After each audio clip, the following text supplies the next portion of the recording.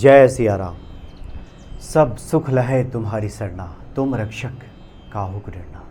मुझे काफ़ी प्रसन्नता होती है इस बात से जब आप कमेंट्स करते हैं और लिखते हैं कि हनुमान भक्ति पे जो वीडियोस डाले जाते हैं, जिन वीडियोस को आप देखते हैं, संतों के मुख से आप हनुमान जी की महिमा का वर्णन सुनते हैं, उनका गुणगान सुनते हैं, तो आपकी भक्ति में एक नवीनता आती है, एक जागृति आती है और खुद को आप ऊर्जास्वित महसूस करते हैं और हनुमान जी का सन्निकट महसूस करते हैं।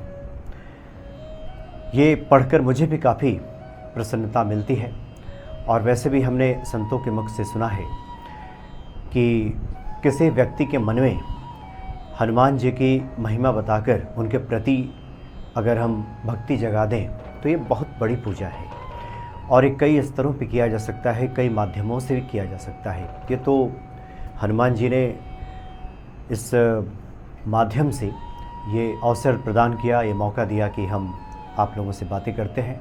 लेकिन आपके इर्द गिर्द में कोई व्यक्ति जो निराश हो, थका हो, जो ईश्वर को लेकर किसी प्रकार की शंका संदेह उसके मन में हो, उसके मन में आप हनुमान जी की भक्ति का संचार करते हैं, उसके मन में एक नव उत्साह आप भरते हैं। यह सबसे बड़ी पूजा है हनुमान जी की और ये संतों का कहना है और सभी संत इसी कार्य में लगे रहते हैं। तो हम किसी भी स्तर पे ये कार्य कर सकते हैं और हनुमान जी के प्रति लोगों को जागरूक कर सकते हैं, उनके मन में भक्ति भाव बढ़ा सकते हैं। तो काफ़ी मुझे प्रसन्नता होती है इस तरह के जब हम कमेंट्स देखते हैं, तो समय समय पे हम इसका उत्तर भी देते हैं और कई बार कुछ ऐसे प्रश्न होते हैं जिसका हम इस माध्यम से भी यानी आपके सामने सीधे आकर बातचीत करते हैं। एक आपसे आग्रह होगा कि जो लोग भी कुछ इस तरह के प्रश्न पूछते हैं, जो जिज्ञासा रखते हैं, उन जिज्ञासाओं को हम संतों के सामने भी रखते हैं, वो अपना नाम अगर स्पष्ट लिखें तो ज़्यादा अच्छा होगा, क्योंकि सिर्फ आईडी दिखाई देती है और इससे पता नहीं चलता कि जिन्होंने प्रश्न पूछा है उनका नाम क्या है। तो अगर आप नाम लिख दिया करें तो बहुत ही अच्छा होगा। कुछ प्रश्नों को लेते हैं और जो सबसे महत्वपूर्ण प्रश्न है, जो आम तौर पे काफ़ी दिनों से पूछा जा रहा है कि जो हम ज्योतिषीय उपाय करते हैं या हनुमान जी से संबंधित जो हम उपाय करते हैं वो कितना काम करता है। क्योंकि हम तो हमेशा कहते हैं कि हनुमान चालीसा सर्वश्रेष्ठ है, हनुमान चालीसा में ही आपकी सभी समस्याओं का निराकरण है। आप सिर्फ हनुमान चालीसा का पाठ करते रहें, हनुमान जी की प्रसन्नता आपको प्राप्त हो जाएगी। लेकिन फिर ये बीच बीच में जो हम ज्योतिषीय उपाय की बात करते हैं, कुछ ऐसे उपाय की बात करते हैं कि आप उसको कीजिए, ये कितना फलीभूत होता है और इसकी कितनी आवश्यकता होती है, हम इसकी भी बात करेंगे। लेकिन पहले कुछ और प्रश्नों को ले लेते हैं। एक प्रश्न है जो काफ़ी दिनों से आ रहा है कि कई बार होता है कि जो भक्त हैं हनुमान जी की, जो नियमित पूजा करते हैं या कोई अनुष्ठान लेते हैं, तो बीच में कोई व्यवधान पैदा हो जाता है। जैसे एक व्यक्ति ने लिखा कि उनके घर में बच्चे का जन्म हो गया, सूतक लग गया, तो क्या हम हनुमान जी की पूजा कर सकते हैं? तो देखिए, सूतक में तो वैसे आमतौर पे पूजा की मनाही होती है, लेकिन अब ये देखना होगा कि जहाँ पे सूतक लगा है यानी जिस घर में बच्चे का जन्म हुआ है वहाँ से आप कहाँ रहते हैं। जैसे अगर आपके घर में किसी के अन्य भाई बहनों में किसी के घर अगर संतान का जन्म हुआ है, तो ऐसे में उस सूतक से आप प्रभावित नहीं होंगे, आप पूजा पाठ कर सकते हैं, जो भी अनुष्ठान आप करते हैं आप कर सकते हैं। जिस घर में आप रहते हैं और उस कमरे में जहाँ बच्चा काफ़ी नज़दीक है, आपका पूजा स्थल काफ़ी नज़दीक है, तो वहाँ पे सूतक में मनाही की जाती है कि सूतक में अलग अलग परंपराएं हैं। जहाँ जहाँ जितने दिनों के लिए वर्जित किया गया है उसका ख्याल रखते हुए उतने दिनों तक पूजा पाठ की मनाही की जाती है। परंपराओं में अगर इस तरह की बातें आपके घर में चली आ रही हैं तब भी इसका आप पालन कीजिए। लेकिन संतों का कहना है कि सूतक आमतौर पे जच्चा बच्चा जहाँ रहता है उसके आसपास में आप सिर्फ देख लेंगे, शुद्धता का ध्यान रखते हुए। उससे आप हटके हैं तो फिर आप जो भी पूजा करते हैं आप कर सकते हैं। तो ये अपनी परंपरा के हिसाब से भी आप इसको देख सकते हैं। काफ़ी लोग एक प्रश्न पूछते हैं कि कई बार होता है कि हम अपने इष्ट के प्रति हमारा इतना लगाव होता है कि जब हम किसी तीर्थ स्थल में जाते हैं तो उनकी कोई विग्रह, कोई मूर्ति वहाँ से लेकर घर आ जाते हैं, फिर जहाँ जहाँ जाते हैं वहाँ से लेके आ जाते हैं। इस तरह से बहुत सारी मूर्तियाँ हमारे घर में इकट्ठी हो जाती हैं, तो पूजा घर में कितनी मूर्तियाँ रखनी चाहिए। देखिए, इस बारे में हमने संतों से बातचीत की और काफ़ी लोगों ने हालांकि कई तरह की बातें की, सबके अपने अपने मत थे, लेकिन एक हम इसको निचोड़ के तौर पे आपको बताएं तो बताया गया कि कभी भी आप अपने पूजा स्थल में, यानी जो घर का मंदिर है, वहाँ 3 दुर्गा जी की, यानी दुर्गा जी के 3 विग्रह आपको नहीं रखना चाहिए। गणेश जी के भी 3 विग्रहों को नहीं रखना चाहिए, 3 मूर्तियाँ नहीं रखनी चाहिए। 2 शालिग्राम एक मंदिर में नहीं होना चाहिए। 2 शिवलिंग एक मंदिर में नहीं होना चाहिए। वैसे हनुमान जी की भी 3 प्रतिमाएं एक मंदिर में नहीं होनी चाहिए। वैसे संतों का कहना है कि एक मंदिर में एक ही प्रतिमा रखिए तो ज़्यादा अच्छा है, लेकिन कई बार हम भाववश लेकर आ जाते हैं हनुमान जी के किसी ग्रह पे, हमारा इतना मन आया, उनके प्रति भक्ति जगी कि हम लेकर आ जाते हैं। तो आप 2 रख सकते हैं, संतों का कहना है, लेकिन 3 मत रखिए पूजा स्थल में। उसी तरह से 2 गोमती चक्र भी नहीं रखना चाहिए, यानी माँ दुर्गा की 3 मूर्तियाँ नहीं रखनी चाहिए। बाकी आप तस्वीरें रख सकते हैं, जो तस्वीर, जो फ़ोटो कैलेंडर होता है वो तो रहता ही है। मूर्तियों की हम बात कर रहे हैं, दुर्गा जी हो या गणेश जी हो, ये 3 मूर्तियाँ नहीं रखनी चाहिए मंदिरों में। 2 शिवलिंग नहीं होना चाहिए, 2 शालिग्राम नहीं होने चाहिए, और 2 जो गोमती चक्र है वो भी नहीं रखना चाहिए। इसका शुभ फल प्राप्त नहीं होता। इसलिए अगर आपके घर में है तो फिर किसी पंडित जी से बातचीत करके आप उचित तौर पे विसर्जन कर सकते हैं, अगर ज़्यादा मूर्तियाँ हैं तो। हनुमान चालीसा कितनी बार पढ़नी चाहिए, इसके बारे में भी कई बार बातें हुई हैं। ये आपकी श्रद्धा पर निर्भर करता है, या कोई आप अनुष्ठान ले रहे हैं तो अनुष्ठान में आपने क्या संकल्प लिया है, इस पर निर्भर करता है। वैसे भी आपके पास समय हो, सामर्थ्य हो, तो विषम संख्या में आप चाहें जितनी बार पढ़ सकें, कम से कम एक बार तो ज़रूर पढ़िए। 1, 3, 5, 7, 9, 11 इस तरह से आप पढ़िए। 108 पाठ भी आप कर सकते हैं, आपकी सामर्थ्य के अनुसार है। संतों का कहना है, कुछ संतों का, कि एक बार कम से कम, ये तो निश्चित ही पढ़ना चाहिए। नहीं तो फिर 2 बार पढ़िए। एक बार सुबह, यानी कि भोजन ग्रहण करने से पहले, जब अब आप स्नान आदि क्रिया से निवृत्त होते हैं और अपने मंदिर में बैठते हैं, तब हनुमान चालीसा का पाठ कीजिए। और एक बार रात्रि शयन से पहले एक बार हनुमान चालीसा का पाठ कर लीजिए। वैसे एक बहुत अच्छे साधक हैं ब्रह्मचारी जी, उनसे बातचीत हो रही थी। उन्होंने कहा था कि जिनको ये जिज्ञासा है कि हनुमान चालीसा कितनी बार पढ़नी चाहिए, तो कम से कम 11 बार पढ़नी चाहिए। क्यों? क्योंकि हनुमान जी 11वें रुद्रावतार हैं। तो उनका कहना है कि 11 हनुमान चालीसा से प्रतिदिन पढ़ के उन्होंने कई अपने दुस्सह कार्यों को साध लिया। जो काफ़ी कठिन कार्य थे उसको भी उन्होंने साध लिया, यानी सुगम हो गया। तो आप ऐसा कर सकते हैं, विषम संख्या में पढ़िए, कम से कम 11 बार पढ़िए। 2 बार तो पढ़िए ही पढ़िए, सुबह पढ़िए और रात में पढ़िए। कुछ लोगों का ये प्रश्न है जो कि ज्योतिषीय प्रश्न से जुड़ा है कि जो ग्रह दोष हैं क्या हनुमान जी की पूजा से दूर हो जाते हैं? बिल्कुल दूर हो जाते हैं। कि सुगम अनुग्रह तुम्हारे तेते, सभी ग्रहों की आपके प्रति जो ग्रह है वो अनुकूल हो जाते हैं, सबकी कृपा आपको प्राप्त होने लगती है। और हनुमान जी का जब अनुग्रह मिल जाता है तो सारे ग्रह आपके अनुकूल हो जाते हैं। वैसे भी ग्रह पीड़ा अगर ज़्यादा आपको सता रही है तो साधकों का मत है कि मंगलवार को पूजा जो आप करते हैं उसके साथ साथ सरसों के तेल का मिट्टी के दिए में दीपक जलाकर उसमें अगर लौंग डाल दिया जाए तो ग्रह पीड़ा जो आपको सता रही है उससे आपको मुक्ति मिल जाती है। बहुत जल्दी यह समस्या आपको मिल जाती है। काफ़ी लोग इस तरह के प्रश्न भी भेजते हैं, जिज्ञासाएं भेजते हैं, आग्रह करते हैं कि आप अमुक स्थान पे आइए जहाँ पे हनुमान जी का एक बहुत ही प्राचीन मंदिर है, प्रसिद्ध विग्रह है। ये लोगों तक बातें पहुँचनी चाहिए और उनकी महिमा का गुणगान भी होना चाहिए।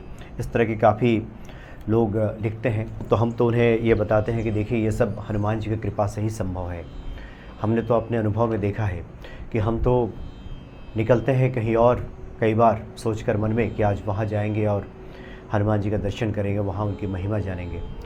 लेकिन कुछ ऐसी परिस्थितियाँ बन जाती हैं, कुछ ऐसे भटकाव आ जाते हैं रास्ते में कि हम कहीं और पहुँच जाते हैं। फिर मुझे लगता है कि शायद हनुमान जी तो चाहते थे कि हम यहाँ पहुँचें और यहाँ उनका गुणगान हो, इस महात्मा से हम मिलें। तो अनुभव में तो हमने यही देखा है कि जब हनुमान जी की कृपा होती है, जहाँ वो चाहते हैं सब विष्णुराज्ञा जिसको कहते हैं कि भगवान विष्णु की आज्ञा से ही सब संपादित होता है।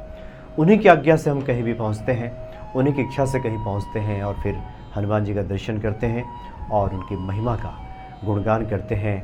और आप तक हम चाहते हैं कि ये गुणगान पहुँचे, लेकिन कोशिश हमारी तो रहती ही है, मन में हमारी भी इच्छा है कि जहाँ जहाँ हनुमान जी के जो प्रसिद्ध मंदिर हैं वहाँ वहाँ पहुँचें और उसके बाद हम उनका दर्शन करें। इसी प्रकार से उज्जैन से एक संगीता जी हैं, इन्होंने ये मैसेज किया है कि उज्जैन जब आप आएँ तो वहाँ पे उन्हेल गांव है।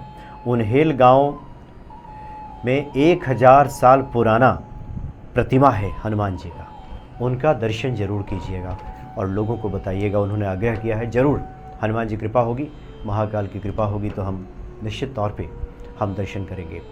एक प्रश्न जिसका हमने शुरू में जिक्र किया कि क्या ज्योतिषीय उपाय कार्य करते हैं? निश्चित ही करते हैं। इस विषय पे काफ़ी हमने विचार विमर्श किया, खुद भी अध्ययन किया, कुछ अनुभवों से जाना। ज्योतिषियों के जब हम कार्यक्रम तय करते हैं, जब उनसे बातचीत करते हैं, जब अब उनके अनुभवों को जब हम जानते हैं व्यक्तिगत तौर पे भी, उस आधार पे हम आपको बता रहे हैं कि ज्योतिष एक विद्या है और भगवान शिव ने स्वयं इस विद्या का ज्ञान दिया है।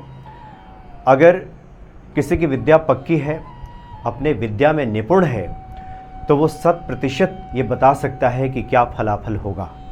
आपकी कुंडली देखने के बाद या ग्रह दशाओं पे विचार करने के बाद 100% वो बता सकता है। वैसे मत ये भी है कि कलयुग में 50% ही ज्योतिष विद्या फलित है, 50%। और दूसरा ये है कि आखिर ज्योतिषी करते क्या हैं? जो हमारे प्रारब्धवश जो हमें फल मिल रहे हैं या आगे मिलने वाले हैं, उसी की गणना ज्योतिष के माध्यम से होती है। और ज्योतिषी वही बातें बताते हैं जो हमारे प्रारब्ध में मिलना है, जो हमारे पुराने कर्म रहे हैं उसके आधार पे हमें क्या मिलना है, हमारा क्या भविष्य बनेगा, ये सब देख कर गणना करके बताते हैं। अगर किसी की गणित अच्छी हो तो, वो अच्छा ज्योतिषी हो तो ये देख के बता देता है कोई भी अच्छा ज्योतिषी। लेकिन ज्योतिषी तो चूँकि आपके जन्म के समय जो ग्रहों की दशा होती है उसके आधार पर बताता है। अब मान लीजिए किसी को बाद में कोई बुरा, अगर उसका भविष्य में ज्योतिषी कोई बता रहा हो और वो पहले से हनुमान जी की शरणागति में हो, तब तो ये सारे ग्रह धरे के धरे रह जाते हैं और हनुमान जी का अनुग्रह उसे प्राप्त हो जाता है। तो फिर फलाफल फिर गलत निकल जाता है। क्योंकि हनुमान जी ने कृपा कर दी है, वो सारे प्रारब्ध मिट गए हैं, जिसने प्रभाव दिखाना बंद कर दिया है या फिर उस पर विराम लग गया है, तो फिर फलाफल सही नहीं मिलता, क्योंकि हनुमान जी की जुलूस शरणागति में है। अब रही बात कि अगर कोई ज्योतिषी सही बातें बता भी दे, उसका जो गणित बिल्कुल सही निकल भी जाए, तो जो वो उपाय बताएगा, उपाय जो बताए जाते हैं आपके प्रारब्ध जो जनित दोष है और जिसकी वजह से आपको बुरा फल मिल रहा है, उसकी रोकथाम के लिए ये उपाय बताए जाते हैं कि उसमें रोकथाम लग जाए, उसमें आपको कुछ बुरा प्रभाव ना मिले, आपके जीवन में अनुकूलता प्राप्त हो जाए, ये उपाय बताए जाते हैं। अब ये उपाय कितना फलित होगा ये ईश्वर पर निर्भर करता है। आप उपाय कर सकते हैं, कोशिश कर सकते हैं, ज्योतिषी जो उपाय बताएगा आप कोशिश कर सकते हैं, प्रयास कर सकते हैं, लेकिन मामला तो बनेगा तभी जब ईश्वर की कृपा होगी, जब वही आप पे द्रवित हो जाएंगे, जब राम अनुकूल हो जाएंगे, तभी ता कह कछु अगम नहीं जा पर तुम अनुकूल। उसके लिए कुछ भी दुर्गम नहीं है, मुश्किल नहीं है जिस पे राम अनुकूल हो जाते हैं। हनुमान जी की कृपा जिससे प्राप्त हो जाती है। इसलिए ज्योतिषीय उपाय कई बार फलित होते हैं, कई बार नहीं भी होते। ये निर्भर करता है कि आपने जिन उपायों को किया है उसमें आपकी श्रद्धा, आपके कर्म कैसे हैं, और जिस व्यक्ति ने उपाय बताया है अगर सिर्फ वो कोरा, जिसको कहते हैं कि ज्ञानी है, अगर सिर्फ जानकारी भर है, गणित की जानकारी है ज्योतिषी की, तो बता दिया गया कि ये है, लेकिन वो व्यक्ति अगर साधक नहीं है तो उसके बताए हुए जो उपाय हैं उतने फलित नहीं होते। कई बार हमने देखा है कि हम बड़े बड़े पाठ करते हैं, काफ़ी दिनों तक पाठ करते हैं, लेकिन उसका फलाफल नहीं मिलता। कोई सिद्ध पुरुष मिलता है और एक बार कह देता है कि एक हनुमान चालीसा का पाठ कर लो, उस एक हनुमान चालीसा से ही जीवन बदल जाता है, क्योंकि किसी साधक ने ये बातें कही हैं। इसलिए बहुत आवश्यक है कि जो व्यक्ति उपाय बता रहा है उसकी साधना कैसी है, उसकी भक्ति कैसी है, ईश्वर के प्रति उसका विश्वास कैसा है। इसीलिए हम तो ये कहते हैं कि हनुमान चालीसा से सब पूरा हो सकता है, लेकिन जो नए नए भक्त हैं, जो नए नए जिन्होंने भक्ति शुरू की है, जो कामना के तहत अभी भक्ति में आए हैं, उनके कुछ मनोरथ हैं, उनको तुरंत नौकरी चाहिए, उनको तुरंत पैसा चाहिए, उनको तुरंत कुछ चाहिए। ऐसे में अब हनुमान चालीसा पढ़ने के बाद 11वें दिन वो बात करना शुरू करते हैं कि अभी तक तो कुछ हुआ नहीं। तब ये तो हनुमान जी के ऊपर है कब होगा, लेकिन श्रद्धा, आपकी मांग, आपकी पुकार जितनी तीव्र होगी उतना जल्दी होगा। फिर ऐसे लोगों के लिए ये बहुत आवश्यक हो जाता है कि ज्योतिषीय उपाय बताना, कि आप 11 पीपल के पत्ते लीजिए, राम राम लिखिए, हनुमान जी को पहना दीजिए, तुलसी दल पे राम नाम लिखिए, हनुमान जी को पहना दीजिए, उनको मीठा भोग अर्पित कीजिए, या फिर आपकी कुंडली के तहत जो कुछ भी उपाय बनता है वो उपाय बताए जाते हैं। तो एक तो फ़ायदा इसका ये होता है कि जो लोग भी इसमें, जिनका धैर्य छूट रहा है, जिनके व्याकुलता काफ़ी बढ़ी हुई है, जिनको कोई संबल नहीं मिल रहा, जिनके अंदर घबराहट घर कर गई है, चिंता ने घेर लिया है, इस तरह के उपाय में जब लगते हैं, वो करते हैं, तो धीरे धीरे एक समय गुजरता है और ईश्वर के सन्निकट वो खुद को पाते हैं। मन में एक आशा का संचार होता है, लगता है उन्हें कि कोई तो है जब उबारेगा। हैं हनुमान जी जिनके हम शरण में हैं, एक न एक दिन वो कृपा जरूर करेंगे। इस आशा के सहारे, इस संबल के सहारे वो धीरे धीरे उस समय को व्यतीत करता है और फिर उस धैर्य का परिणाम भी मिलता है। आप जो भी पूजा करते हैं हनुमान जी, एक बार आप जय हनुमान भी कहते हैं, वो भी निष्फल नहीं जाता, उसका भी फल निर्धारित है, लेकिन कब मिलेगा ये तो हनुमान जी ही जानते हैं। वो तुरंत द्रवित हो सकते हैं या आपको इंतज़ार भी करना पड़ सकता है, लेकिन इतना तय है कि जिस दिन हनुमान जी द्रवित हो गए, जिस दिन उन्होंने कृपा कर दी, आप पुराना सब भूल जाएंगे, आपका जीवन खुशियों से भर जाएगा।